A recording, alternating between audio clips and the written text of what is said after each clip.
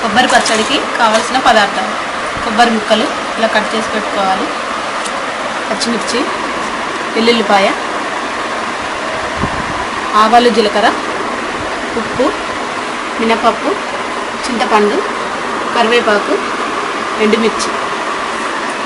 కొబ్బరి పచ్చడికి కావలసిన పదార్థాలు మనం చూసాం కదా. ఇప్పుడు తయారు చేసే విధానంలో ముందుగా పచ్చిమిర్చి ఒక 4-5 తీసుకొని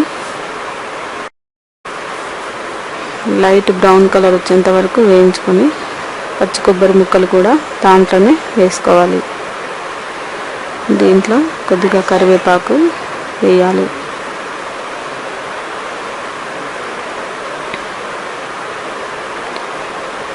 కొద్దిగా జీలకర్ర, ఆవాలు కూడా వేసుకోవచ్చు.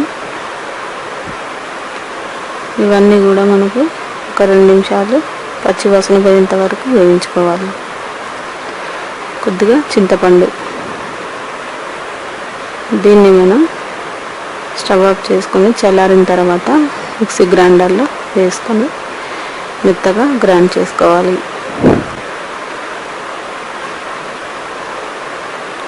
కొద్దిగా సాల్ట్ వేసుకొని మనం దీన్ని గ్రైండర్లో మెత్తగా మిక్సీ పట్టుకోవాలి. నెక్స్ట్ మనం పోపు విధానం చూద్దాము. దీంట్లో ముందుగా ఒక 2 ఎండుమిర్చీలు, దాంట్లోనే కొద్దిగా దంచి వేసిన వెల్లుల్లి రెబ్బలు,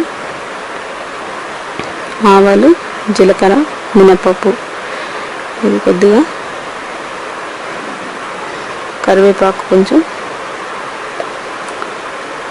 ఇవన్నీ కూడా ఒక 2 నిమిషాలు వేగిన తర్వాత దీంట్లో మనం గ్రైండర్లో వేసుకున్న పచ్చి కొబ్బరి మిశ్రమాన్ని వేసుకోవాలి. అంతే, మనకి కొబ్బరి పచ్చడి రెడీ అయినట్టే. ఇది రైస్లోకి కానీ, ఇడ్లీలోకి కానీ, దోశల్లోకి కానీ, దేంట్లోకైనా కానీ చాలా బాగుంటుంది. కొద్దిగా వాటర్ వేసుకోవచ్చు కావాల్సిన వాళ్ళు, అవసరం లేదనుకుంటే ఈ విధంగా కూడా తినవచ్చు. ఈ కొబ్బరి చట్నీని మీరు కూడా ట్రై చేసి చూడగలరు.